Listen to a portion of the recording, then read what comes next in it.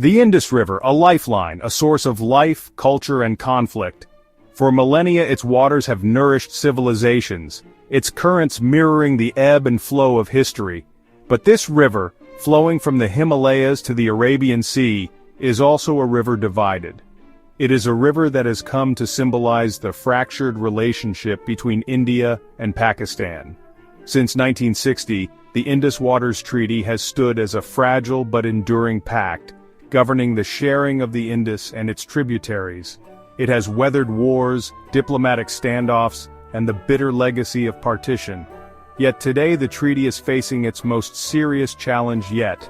India, citing security concerns and alleging Pakistan's involvement in a recent terror attack, has taken the unprecedented step of suspending the treaty. This decision, freighted with historical baggage and far-reaching consequences, has plunged the already volatile relationship between the two nuclear-armed neighbors into a new era of uncertainty. The question now arises, has India crossed a Rubicon, forever altering the delicate balance of power in the region?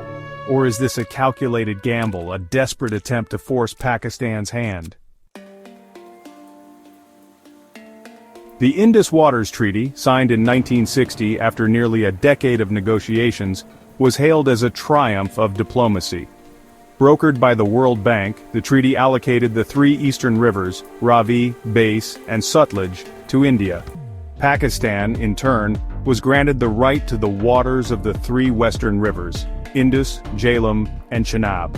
The treaty, a testament to the power of dialogue in a region riven by conflict, allowed for limited non-consumptive use of the western rivers by India. This included the construction of hydroelectric projects and some irrigation. But the core principle was clear. The treaty aimed to ensure the equitable distribution of a precious resource. For over 6 decades, the treaty has, for the most part, held.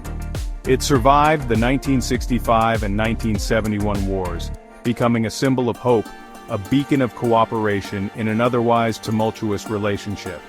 The treaty, however, has not been without its critics. In recent years, voices within India have grown louder, questioning the treaty's fairness and its impact on India's own water security. The seeds of the current crisis were sown years ago. A growing chorus of discontent in India, coupled with heightened tensions with Pakistan, laid the groundwork for the present impasse. India's decision to suspend the treaty did not occur in a vacuum. It came against the backdrop of a terror attack in Pahalgam, Jammu and Kashmir, an attack India alleges has links to Pakistan. This attack, which claimed the lives of 26 people, including a foreign national, inflamed public opinion in India. The government, facing mounting pressure to act decisively, responded with a series of measures, culminating in the suspension of the Indus Waters Treaty. The timing, however, has raised eyebrows. Some analysts view the move as a calculated tactic, a way for India to exert leverage over Pakistan in the wake of the terror attack. Others see it as a knee-jerk reaction, driven more by domestic political considerations than strategic foresight. Whatever the rationale, the decision has far-reaching implications. It has cast a long shadow on the future of the Indus Waters Treaty, raising questions about the viability of a treaty that has been a cornerstone of regional stability for decades. The Indus Waters Treaty, for all its significance, lacks a formal exit clause. This has led to a debate amongst legal scholars about the legality of India's decision to unilaterally suspend the treaty. Some argue that India, by invoking the principle of fundamental change of circumstances as outlined in the Vienna Convention on the Law of Treaties, has a legal basis for its actions. However, this is a complex and contested area of international law. Critics argue that India's invocation of this principle is a flimsy pretext, a way to circumvent its legal obligations under the treaty. They point out that the treaty itself contains mechanisms for resolving disputes, mechanisms that India has chosen to bypass. The lack of a clear exit clause, while complicating matters, does not necessarily preclude India from withdrawing from the treaty. However, such a move would likely come at a cost. It would expose India to international condemnation, damage its reputation as a responsible actor on the global stage, and could even lead to legal challenges. The World Bank, the original broker of the treaty, has expressed its concern and urged both countries to engage in dialogue. The international community too is watching closely, wary of the precedent that a unilateral withdrawal from such a vital treaty could set. The construction of dams on the rivers governed by the Indus Waters Treaty has always been a contentious issue.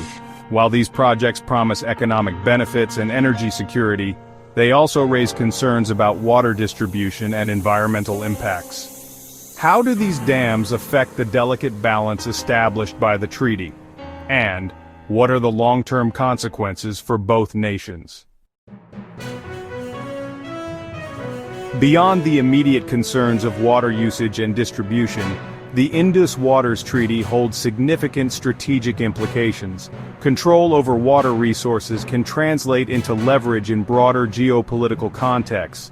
How do these dynamics influence the relationship between India and Pakistan, and what role does water play in their national security strategies? Imagine for a moment if the Indus Waters Treaty had never been signed. What would the region look like today? Would the absence of this agreement have led to more conflicts, or could it have paved the way for a different kind of cooperation? Reflecting on this hypothetical scenario helps us appreciate the importance of the treaty, despite its flaws and challenges. The implications of the Indus Waters Treaty extend far beyond political and strategic realms. The livelihoods of millions depend on these waters. From farmers to fishermen, the treaty's impact is felt on a deeply personal level. How do the people living along these rivers perceive the treaty, and what are the human costs of any potential disruptions to this delicate balance?